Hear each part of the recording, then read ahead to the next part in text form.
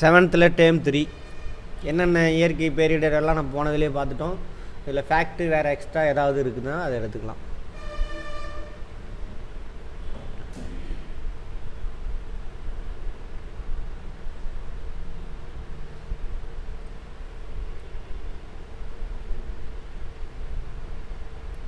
இயற்கை பேரிடர் மனிதனால் உருவாக்குறது. ஓகேவா?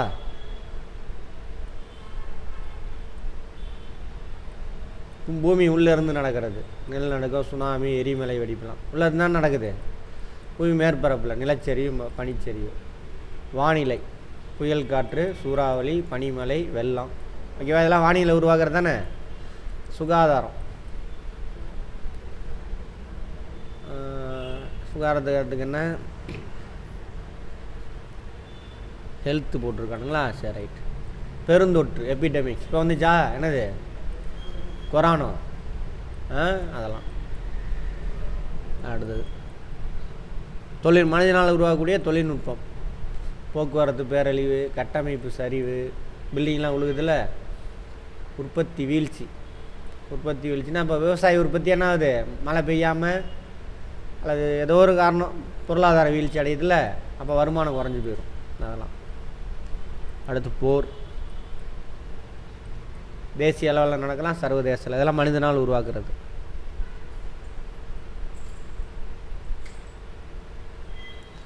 நிலநடுக்கத்துக்கு காரணம் புவித்தட்டுகளின் நகர்வு, நிலச்சரிவு, மேற்பரப்பு பிளவு. ஓகேவா? இதெல்லாம் நிலநடுக்கத்துக்கு காரணங்கள். அதனால் ஏகப்பட்ட பிரச்சனை பாருங்க, இப்படிலாம் ஆகிடும்.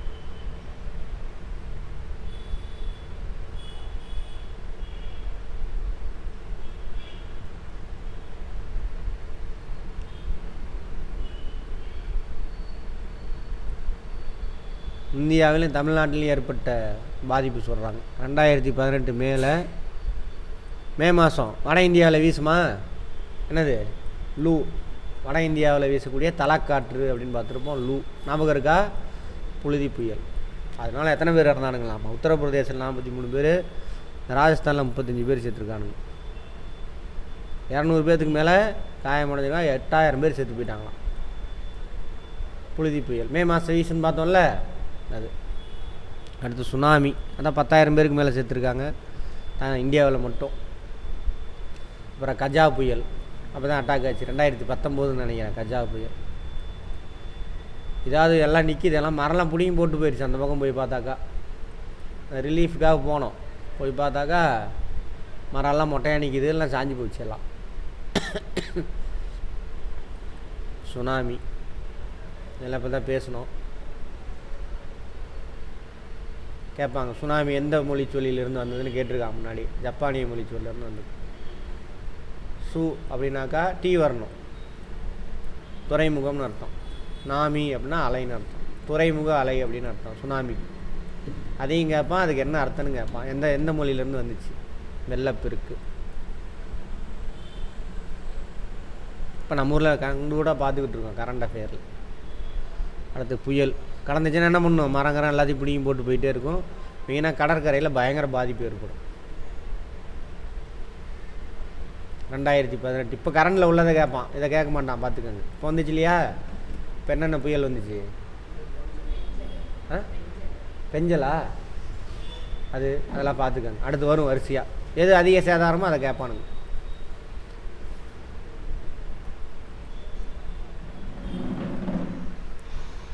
தீ விபத்து இதெல்லாம் மனிதனால் உருவாக்குறது.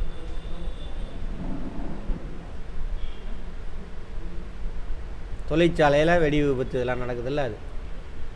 அதேமாதிரி அணு உலை தயாரிக்கிறாங்களா அங்கே. உதாரணம் போபால் விசவாயுக்கள். எந்த வருஷம்? 1984. பேரிடர் மேலாண்மை.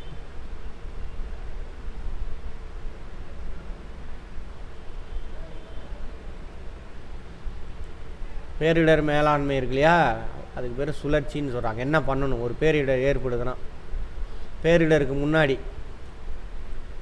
ஆபத்தை குறைக்கலாம். தயார் நிலையில் இருக்கணும். மட்டுப்படுத்துதல், கட்டுப்படுத்துதல் 3 இருக்காமா. அதுக்கப்புறம் பேரிடர் ஏற்பட்டதுக்கு துலங்கல், மீட்டல், முன்னேற்றம். அதிலேருந்து எல்லாத்தையும் மீட் எடுக்கணும். அந்த ஏரியாவில் ரெக்கவரி கொண்டு வரணும். அவங்கள என்ன பண்ணும், மனதளவில் பயங்கரமாக பாதிச்சிருப்பாங்க அவங்கள என்ன பண்ணும் திரும்ப சைக்காலஜிக்கலாக அவங்களுக்கு. ஏன்னா கூட இருக்கிறவங்க அப்பா அம்மாலாம் செத்து போயிருப்பாங்க. அவங்களாம் என்ன பண்ணணும், நம்ம சைக்காலஜிக்கலாக என்ன பண்ணணும், அவங்களுக்கு மோட்டிவேட் பண்ணி அடுத்த லெவலுக்கு கொண்டு வந்து அவங்களுக்கு ஏதாவது தொழில் செய்கிறதுக்கு என்ன பண்ணணும், ஏதாவது வசதியெல்லாம் செஞ்சு கொடுக்குன்னு எல்லாம் பண்ணணும். இதெல்லாம் யார் பண்ணணும், அரசாங்கம் பண்ணணும். அவ்வளோதான்.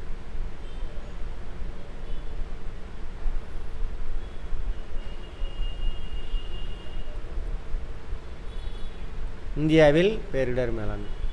இந்தியாவில் எச்சரிக்கை மையம், இதை நோட் பண்ணிக்கோங்க. அறிவியல் தொழில்நுட்பத்துறை,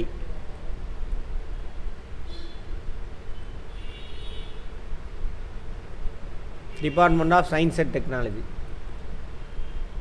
டிபார்ட்மெண்ட் ஆஃப் ஸ்பேஸ்,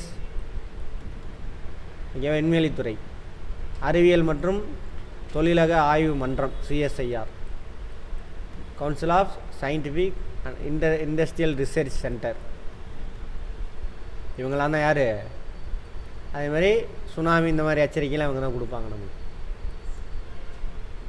பேரிடர் மேலாண்மை, தேசிய பேரிடர் ஆணையம்னு ஒன்று இருக்குது, NDMA,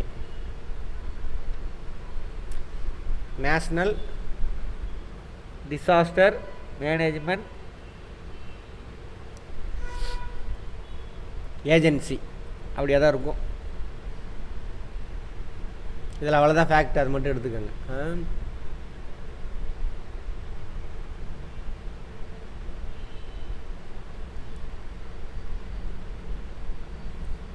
அத்தாரிட்டி, இது எந்த துறையின் கட்டுப்பாட்டில் வருதுன்னு பாருங்கள். நிதியெல்லாம் ஒதுக்குவானுங்க, அவனுங்களே வச்சுக்குவானுங்க, நம்ம கொடுக்க மாட்டானுங்க. உள்துறை அமைச்சகத்தின் கீழ் வருது. ஓகேவா, கேட்பாங்க. தேசிய பேரிடர் மேலாண்மை ஆணையம் எந்த அமைச்சகத்தின் கீழ் வருது?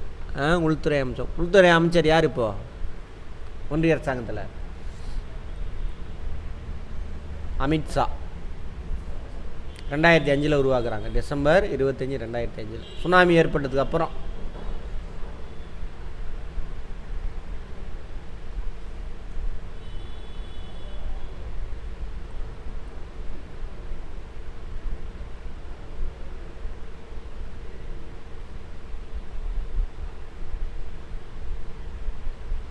அடுத்து பாருங்க, பேரிடர் மறுமொழி படையாமம், அதுவும் 2005 தான் உருவாக்குறாங்க. பேரழிவு மேலாண்மை சட்டம் 2005, அதை நோட் பண்ணிக்கோங்க. பேரிடர் மறுமொழி படை எப்பொழுது உருவாக்கப்பட்டது?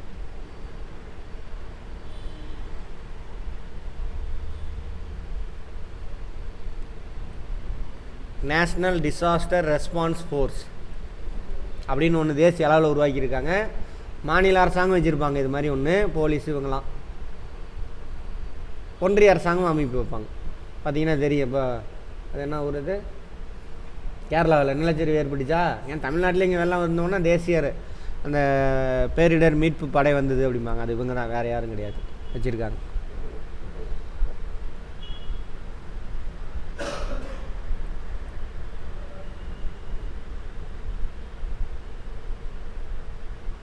இங்கே பாருங்க, இதுக்கு ஒரு அகாடமியே இருக்காமா.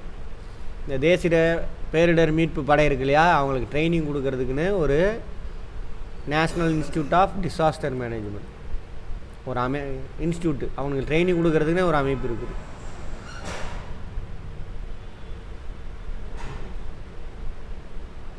அதேமாதிரி தமிழ்நாடு பேரிடர் மறுமொழி படை அதேமாரி மாநில அளவில் 80 போலீஸ் தனிப்படையுடன் அமைக்கப்பட்டிருக்காங்க. 80 பேரும் அதுக்குன்னே ட்ரைனிங் பண்ணி ரெடியாக வச்சுருப்பாங்க. வெள்ளத்தில் போய் பிடிப்பான், பறந்து போவான், எல்லா வேலையும் பண்ணுவானுங்க. பக்காவாக ட்ரெயின் பண்ணி வச்சுருப்பாங்க. போலீஸில் இருந்து எடுத்து கொடுத்துருப்பாங்க, வேறு ஒன்றும் கிடையாது. பேரிடர் மேலாண்மையில் பயிற்சி பெற்றவர்கள் தேசிய பேரிடர் மறுமொழி படையின் ஆலோசனைப்படி மீட்பு செயலில் ஈடுபடுவோம். NDRF இருக்கான்ல, அவங்க கூட சேர்ந்து ஸ்டேட் SDRF ஒர்க் பண்ணுவாங்க. நம்மளாம் பொதுமக்கள்லாம் அங்கே மேக்ஸிமம் போக முடியாது, ஏன்னா அங்கேயே பேரிடர், நம்ம போனோன்னா மாட்டிக்கும். அவன் எல்லாமே பக்காவாக ட்ரெயினாக இருப்பான், சரியா, அவன் போவாங்க. அதேமாதிரி மாவட்ட பேரிடர் மேலாண்மை ஆணையம், அதுக்கு யார் பொறுப்பு? கலெக்டர், மாவட்ட கலெக்டர் தான். எடுத்தோடனே அவன் தான் ஓடணும். அது பார்க்குறதுக்கு இங்கேருந்து சூப்பராக இருக்கும், பெரிய 5 ஸ்டார் மாதிரி இருக்கிறதுலையே ரெஸ்பான்சிபிலிட்டி அதிகமானது. பவர் கிடையாது, ரெஸ்பான்சிபிலிட்டி, பொறுப்பு. பொறுப்புனானது அவன் மக்களுக்காக அதை செஞ்சு கொடுக்கணும். அந்த எந்த அளவுக்கு பொறுப்பு இருக்கோ அந்த அளவுக்கு அவனுக்கு அதிகாரம் கொடுத்துருப்பாங்க. மேனேஜ்மெண்ட்டில் படிச்சிருப்பீங்க, மேனேஜ்மெண்ட் யாராவது படிச்சிக்கணும். ஆனால் அவனுக்கு அதிகாரத்துக்காக பிடிச்சிட்டு சுற்றிக்கிட்டு இருக்கிறானுங்க. இந்தியாவில் ஒன்றிய அரசாங்கம் என்ன பண்ணுறான்? அதிகாரம், பவர், பொறுப்பை பற்றி அவனுக்கு கவலையே கிடையாது. அதான் பிரச்சனையே.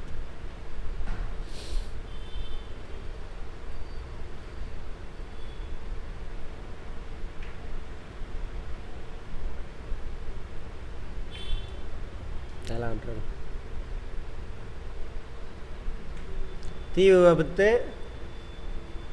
அப்படின்னாக்கா அவசர சேவைக்கு 101 அழைக்கணும். இப்போ எல்லாத்தையும் ஒருங்கிணைஞ்சு கொண்டுட்டாங்க, 108லேயே கொண்டுட்டு வந்துட்டாங்களா. எந்த கம்ப்ளைண்ட் வேணாலும் நீங்கள் இதில் பண்ணலாம்.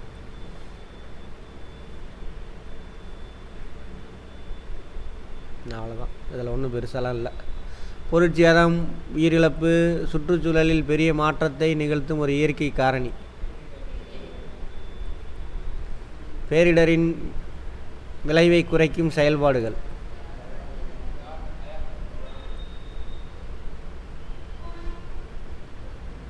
மட்டுப்படுத்துதல்ல மட்டுப்படுத்துதல், விளைவை குறைக்க மட்டுப்படுத்துதல். ஒரு திடீர் நகர்வு அல்லது புவி மேலோட்டின் திடீர் நடுக்கம் டேஸ் எனப்படும். சுனாமியா? புவி அதிர்ச்சி, நிலநடுக்கம், எர்த்குவாக். கனமழையால் திடீரென அதிக நீர் வெளியேறுதல் டேஸ் எனப்படும், வெள்ளம். வாகன ஓட்ட அனுமதித்தால் சாலை விபத்தினை தவிர்க்கலாம். டேஸ் வைத்துள்ளோரை எவன் போய் அங்கே போய் எடுக்கிறான் முதல்ல. அது இப்போ டிரைவிங் லைசன்ஸ்லாம் என்ன ஏஜென்சி மூலிமா, ஏஜென்ட் இருக்கான்ல டிரைவிங் ஸ்கூல், அவனே வாங்கி கொடுத்துடலாமா. அங்கே நீங்கள் போய் 8 போட வேணாம், 9 போட வேணாம், 7.5 போட வேண்டாம்.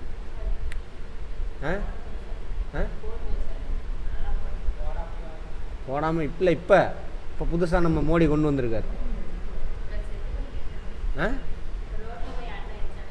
அவ்வளோதான், அவனுக்கு என்ன கவலை. மனிதனுக்கும் அவனுடைய உடைமைகளுக்கும் பாதிப்பை ஏற்படுத்தக்கூடிய நிகழ்வு பேரிடர். இது ஒன்றும் அவ்வளோ இதில் கேட்க மாட்டாங்க, ஆனால் இப்போ கேட்பாங்க. இப்போ வர சிலபஸில் இருக்காது. பேரிடரின் போது எடுக்கப்படும் நடவடிக்கை டேஸ் எனக்கப்படும். முன்னெச்சரிக்கை நடவடிக்கையா? மிகப்பெரிய அழிவு ஏற்படுத்தும் மலைகளை ஏற்படுத்தும் நீரின் இடப்பெயர் என்னது? சுனாமி. தீ விபத்து ஏற்பட்டால் எந்த நம்பருக்கு அழைக்கணும்? 101.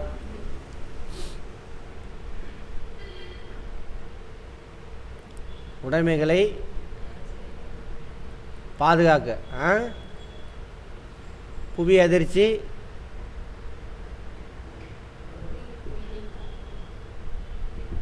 சரி பார்ப்போம். சூறாவளியோட மையப்பகுதியான புயலோட கண்ணு. சுனாமி, தொழிற்சாலை விபத்து, வறட்சி, புவி அதிர்ச்சி, பிளவில் ஏற்படும்.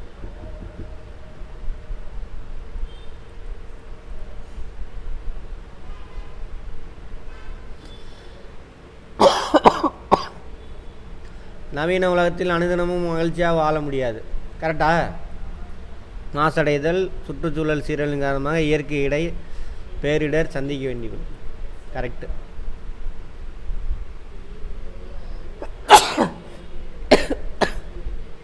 திடீர் நகர்வு அல்லது பூமியின் மேலோட்டி எடுப்பு நடக்கும் புவி அதிர்ச்சி. கரெக்டா? டெக்டானிக் தட்டுகளின் நகர்வு, ஜன நெருக்கடி, பிளவு போன்றவை புவி அதிர்ச்சிக்கு வித்திடுகின்றன. ஆமாவா? ஜன நெருக்கடி வருமா? இல்லை, ஒன்று மட்டும் கரெக்டு. அவ்வளோதான், இது ஓவர். அடுத்து ரைட். 9th தேவையானது மட்டும் எடுத்துக்கலாம். எந்தெந்த ஏரியாவில் என்ன மாதிரியான பிரச்சனை வரும் அப்படின்னு சொல்லுவாங்க, அதை மட்டும் பார்த்துக்கலாம்.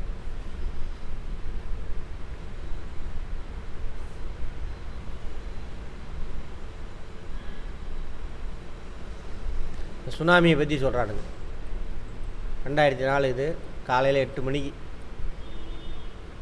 அதே 2005 டிசம்பர் 25 அன்னைக்கு வந்திருந்தால் பேரழிவு இன்னும் அதிகமாக இருந்திருக்கும். 25 என்ன அன்னைக்கு? கிறிஸ்மஸ்ஸு எல்லாம் லீவா, எல்லாம் அங்கே இருப்பானுங்க கடற்கரையில். அது பரவாயில்ல, இது ஞாயிற்றுக்கிழமைன்னு நினைக்கிறேன் எனக்கு தெரிஞ்சு. சாயந்தரம் வந்துருந்தால் இன்னும் பயங்கரமாக இருந்திருக்கும். காலையில் கடற்கரையில் அவ்வளோ பேர் இருக்க மாட்டான், சாயந்தரம் செம்ம கூட்டம் இருக்கும். அது 8 மணிக்கு வாக்கிங் போகிறவன் தானே இருப்பான்.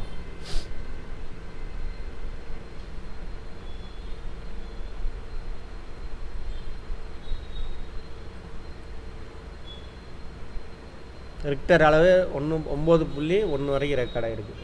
இந்த மாதிரி ஏகப்பட்ட பேர். அதுமாதிரி இதில் என்ன ஒரு பியூட்டினா, அந்தமான் நிக்கோபார் இருக்குல்ல, அங்கே நம்ம நாகரிக மனிதெல்லாம் நிறைய பேர் செத்து போயிட்டான். இந்த ட்ரைபல் பீப்புள் வாழ்கிறான்ல, அவன்லாம் யாருமே சாகலை, பணத்தை தேடி பார்க்குறானுங்க ஹெலிகாப்டரில் போயிட்டு.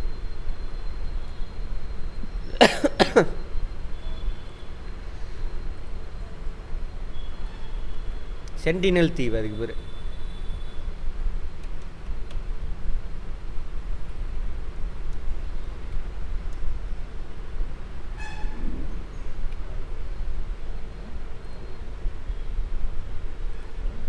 கேள்விப்படுவீங்க, வரும் பாருங்கள். இவங்க கூட ஓகே, இந்தவங்க நம்மளோட தொடர்பே கிடையாது. இவங்கெல்லாம் போய் அந்த பக்கம் இப்போ கொஞ்சம் கொஞ்சமாக மாறிக்கிட்டு வராங்க. இன்னும் நம்மளோட தொடர்பே இல்லாமல் இயற்கையில் வளர்ந்துட்டு வரானுங்க. இவங்க யாருமே சாகலை. அப்புறம் தான் என்னடான்னு பார்த்தாக்கா, இவனுங்க நேற்று கூட பார்த்துருப்போம், பேரிடர் நடக்கும்பொழுது இந்த மாதிரி சொல்லியிருந்தாங்கன்னா என்ன பண்ணணும், ஏதாவது வித்தியாசமாக நடக்குதா நம்மளை சுற்றிலும் பார்க்கணும்.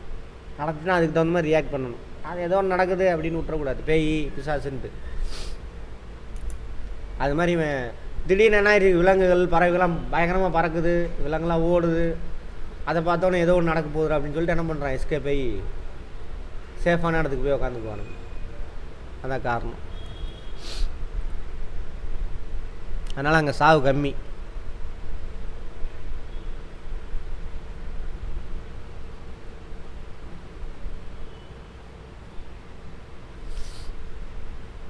இது முன்னாடி, ஓகேவா, இது நடந்ததுக்கப்புறம். முன்னாடி 3, அதுக்கப்புறம் பேரிடர் நடந்தவொன்னே 3 விஷயம்.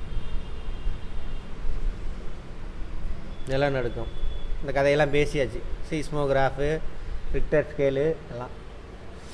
ஜப்பான் தான் இருக்கிறதுலே அதிகமான நிலநடுக்கம் ஏற்படக்கூடிய, ஏன்னா பிளேட் பவுண்ட்ரி.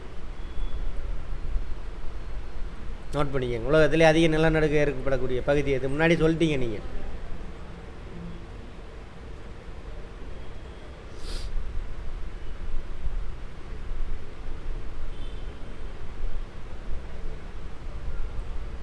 அதுக்கு மேலே யார், இந்தோனேசியா தான்.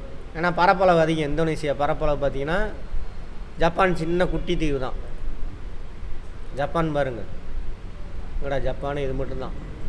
இந்தோனேசியா பார்த்தீங்கன்னா இது ஃபுல்லாகவே இந்தோனேசியா அப்படி வரும். இங்கே கொஞ்சம் கட்டாகும் இதில் அப்படியே, அதனால் இங்கே தான் அப்படின்ட்டாங்க.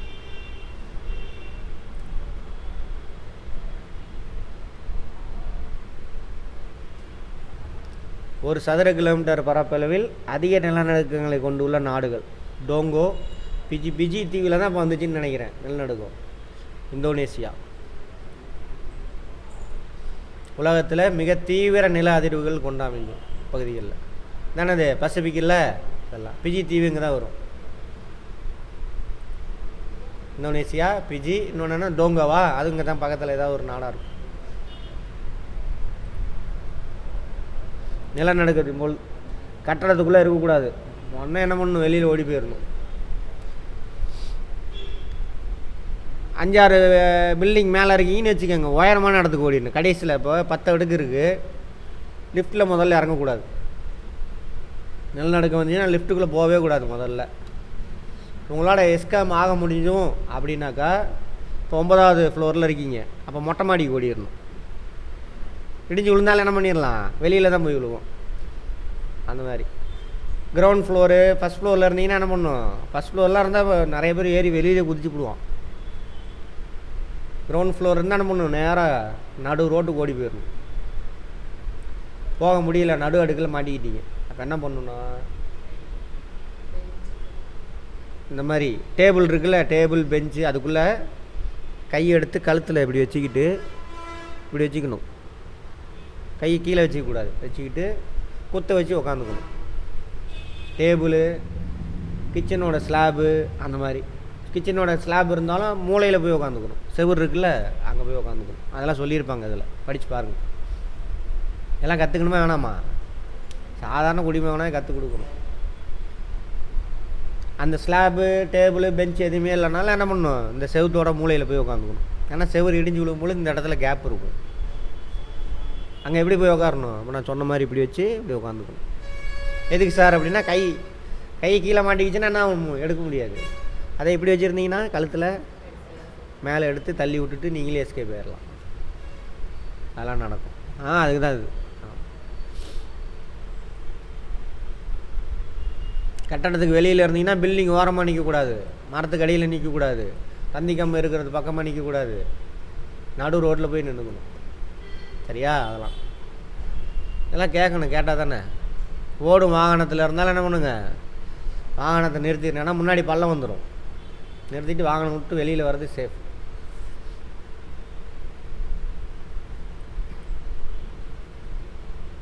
ஆழிப்பேரலை, சுனாமி, கடற்கரை ஓட்டத்தில் அது பிரச்சனை. அதோட வேகம் பாருங்கள், 10லேருந்து 30 மீட்டர் ஹைட் வரைக்கும் வரும். சரியா? அதோட வேகம் 700லேருந்து 800 கிலோமீட்டர் வேகத்தில் வருமா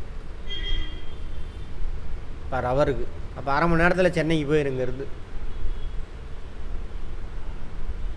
அதெல்லாம் படிச்சுக்கோங்க நீங்களே. ஆழிப்பேரையில் தடுக்கலான்னா என்ன பண்ணலாம்? ஒரே வழி, அலையாத்தி காடுகள் இருக்குல்ல, அதை கடற்கரை ஓரமாக உருவாக்கலாம். கடற்கரை ஓரத்தில் அப்போ என்ன பண்ணும்? தடுத்துடும். எங்கெங்கெல்லாம் அந்த அலையாத்தி காடு இருந்துச்சு, அந்த கடலூர் பிச்சாவரெலாம் பார்த்தோம்ல, அங்கெல்லாம் வந்து பாதிப்பு ரொம்ப கம்மி. அங்கே தூத்துக்குடி அங்கெல்லாம் பாதிப்பு கம்மி. காரணம் ஸ்ரீலங்கா அங்கே அடிச்சிருச்சு, இங்கே இல்லை. அதனால தான் இதில் திருச்செந்தூரில் அலையே இருக்காது. யார் போயிருக்கீங்க? அலை இருக்குமாங்க? அலையே இருக்காது. கடவுளோட அருள்பாங்க. கடவுளோட அருள்லாம் இல்லை. ஸ்ரீலங்கா அந்த பக்கம் இருக்குது. அங்கேருந்து வர எல்லாம் என்ன பண்ணுவோம், அங்கே மோதிடும். இங்கே கொஞ்சம் தூரம் தான் இருக்கும், நமக்கும் வரும் கொஞ்சம் தூரம் தான், இவ்வளோதான் கேப்பு. இங்கேருந்து வர அலையெல்லாம் என்ன பண்ணிடும், இங்கே மோதிக்கும். அதனால் பெருசாக இருக்காது. அதே இதெல்லாம் இருக்குல்ல, எனக்கு தெரிஞ்சு மகாபலிபுரம் அலை பாருங்க, பயங்கரமாக இருக்கும். சென்னைக்கு பக்கத்தில் பயங்கர பெருசாக இருக்கும். ஏன்னா அங்கே ஓப்பன் ஸ்பேஸு, அங்கே பக்கத்தில் என்ன இல்லை, மணல் திட்டுலாம் எதுவும் கிடையாது. மணல் திட்டு இருந்தால் கூட அங்கே போய் மோதிடும்.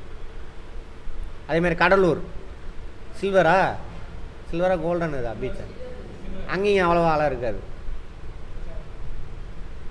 பிச்சாவரம் அந்த பக்கம் இருக்கும். அதுதான் காரணமாக இருக்கும். சரியா? ரைட். எல்லாம் என்ன பண்ணுங்க, சயின்டிஃபிக்காக யோசிங்க. முட்டாள்தனமாக கடவுள் பேய் பிசாசுன்னு அப்படி யோசிக்காதீங்க. இயற்கையோடு வாழணும். மின்னல்னால் ஏற்படும் அதெல்லாம்.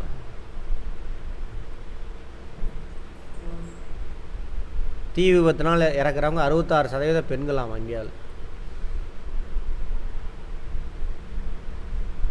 ஒவ்வொரு நாளும். அதை விட்டுருங்க.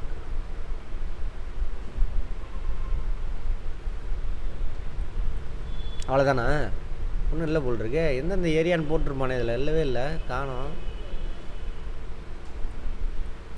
நிலநடுக்கம் எங்கே அதிகமாக வரும் அதெல்லாம் நம்ம எங்கேயுமே பார்க்கல தானே. எதில் வரும் அது? ஃபிசிக்ஸில் எதுவும் போட்டானோ? சரி விட்டுருங்க. எதுலேயே பார்த்துருப்போமே நிலநடுக்கம் மற்றதெல்லாம் எங்கே அதிகமாக வருது அப்படின்ட்டு. மலைப்பிரதேசம், சரி, பிளேட் பவுண்டரியில் நிலநடுக்கம் அதிகமாக வரும். மேப் நியூஸ்லாம் பாருங்கள். மலைப்பிரதேசத்தில் மலைச்சரிவு இருக்கும். ஆற்றங்கரை ஓரம் கடற்கரையில் என்ன இருக்கும்? வெள்ளப்பெருக்கு. ஃபஸ்ட்டு சுனாமி என்னைக்காவது வரும். சுனாமினா ஒன்லி கடற்கரை மட்டும்தான். ஓகேவா? ரைட். இதோடு இருக்கட்டும். இந்த அப்படியே ஆன்சர் பண்ணுங்க பார்ப்போம்.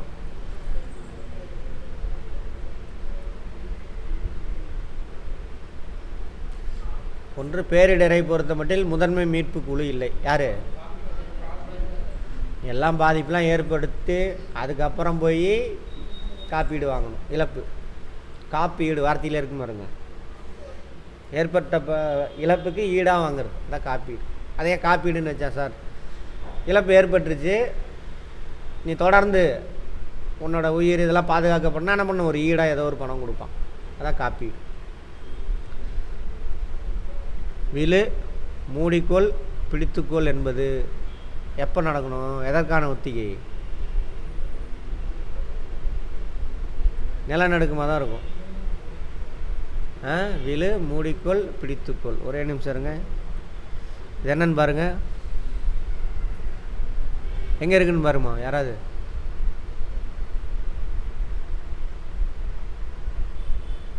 நிலநடுக்க ஒத்திகை தான்.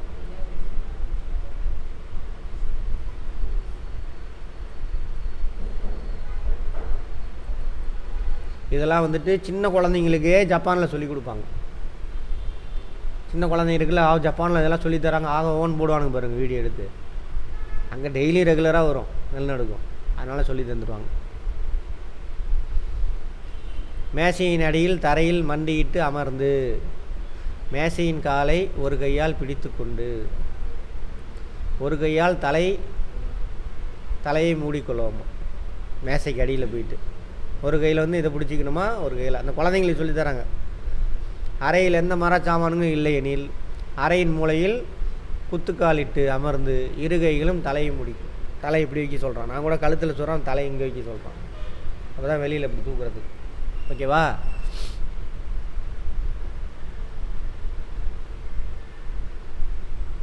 தீ விபத்து ஏற்படும் பொழுது நீங்கள் அழைக்கும் எண். போனதில் என்ன போட்டிருந்தான்? 101 தானே போட்டிருந்தான். இதில் வேறு போட்டிருக்கிறான். என்னது சொல்கிறது? சரி பார்ப்போம். 112 போட்டிருக்கான்.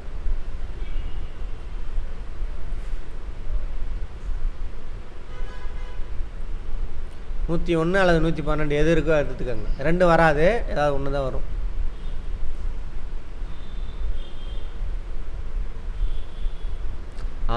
தீ விபத்தை கீழ்காணும் சொற்றர்களில் எது தவறு? தீ விபத்து தொடர்பாக. தீ பற்றிக்கிச்சுன்னா முதல்ல நம்ம ஓடக்கூடாது. ஏன்னு சொல்லுங்க பார்ப்போம். தீ பற்றிக்கிச்சுன்னா ஓடக்கூடாது. ஏன்? நின்னோம்னாக்கா பிரச்சனை இல்லை. ஓடனோம்னா போக போக வளிமண்டலத்தில் ஆக்சிஜன் இருக்குது, அது என்ன எரிய வச்சிடும் இன்னும் கொஞ்சம் அதிகமாக.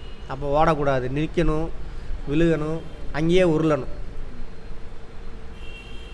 தெரிஞ்சிருக்கணுமா கூடாது? அதை ஓடவே கூடாது முதல்ல.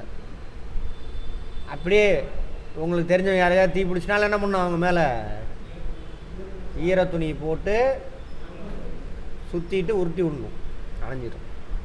ஈர துணி போடும்போது 2 வேலை நடக்கும். தண்ணிக்கு என்ன இது அதிகம்? லேட்டன் ஹீட் கெப்பாசிட்டின்னு பார்த்துருப்போம். உள்ளுறை வெப்பம் அப்படின்னு, அது அதிகம். ஸோ அதை வெப்பத்தை இழுத்துக்கும். இன்னொன்று துணி போடுறதுனால என்ன ஆகாது, ஆக்சிஜன் சப்ளை கட் ஆகும். ஸோ சீக்கிரமாக நான் அணைஞ்சிடும். விழு, மூடிக்கோள், பிடித்துக்கோள். இது வராது. எது தவறு? விழு, மூடிக்கோள், பிடித்துக்கோள். இது வந்து நிலநடுக்கத்துக்கு. ஓகேவா? இது தீ விபத்து. கடல் நீர் பின்வாங்கி சென்றால் நீங்கள் உயரமான பதில் நோக்கி ஓடுங்கள். ஓகே. துப்பாக்கி சுடும் சத்தம் கேட்டால் தரையில் கிடைமட்டமாக படுத்துக்கொண்டு தலையையும் கழுத்தையும் மூடிக்கொள்ளும்.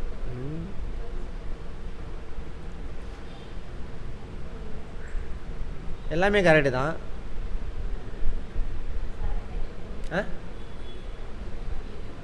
விழு,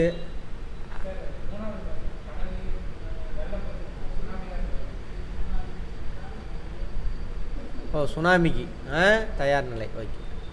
அதேமாதிரி இது நம்ம ஊரில் நடக்கிறதில்ல. துப்பாக்கி சத்தம் கேட்டாலும் பண்ணக்கூடாது, ஓடக்கூடாது, படுத்துடணும் டபக்குன்னு. ஏன்னா ஃபயர் பண்ணுறான்னு வச்சுக்கோங்க.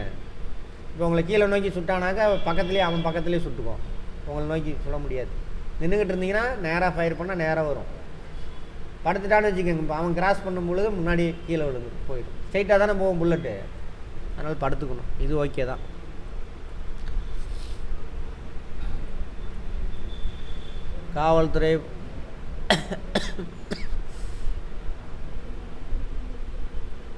காவல்துறை மற்றும் பாதுகாப்பு படையினர் பாதுகாப்பு பணியில் ஈடுபடும் பகுதியில் செல்ல வேண்டாம். ஓகே. தொடர்புடையது கேட்குறானா? கடல் மட்டத்திலிருந்து உங்கள் தெரு எவ்வளவு உயரத்தில் உள்ளது மற்றும் கடலோரத்திலிருந்து எவ்வளவு தூரத்தில் அமைந்துள்ளது என்று தெரிந்து கொள்ளவும். கண்ணாடி ஜன்னல், வெளிக்கதவு, சுவர், எளிதில் விழக்கூடிய தொங்கும் மின்விளக்குகள் மற்றும் மரச்சாமான்கள் போன்றவை விலகி இருக்கணும். இதெல்லாம் இருக்கணும். நம்ம நிலநடுக்கத்தப்போ அதனால தான் ஸ்லாப்லலாம் அடுக்கி வைக்கக்கூடாது. அங்கெல்லாம் அடுக்கி வைக்க மாட்டான். அடுக்கி வச்சாலும் டோர் போட்டுருவான். ஏன்னா பில்டிங் ஆடும்பொழுது உங்கள் மேலே விழுந்து செத்து போயிடுவோம். கதவை திறப்பதற்கு முன்பு புறங்கையால் கதவை தொட்டு வெப்பமாக உணர்ந்தால் கதவை திறக்க வேண்டாம். இது தீக்குன்னு நினைக்கிறேன். இது தீக்கு. இதெல்லாம் ஓகே தான். தொடர்புடையது இது சுனாமிக்கு சொல்லலாம். ஓகே, இதுதான் நிலநடுக்கத்தை எதிர்கொள்ளுது. ஓகேவா? இதுதான் கரெக்டு. ஓகே, இதோட ஓவர் ஜாகிரஃபி.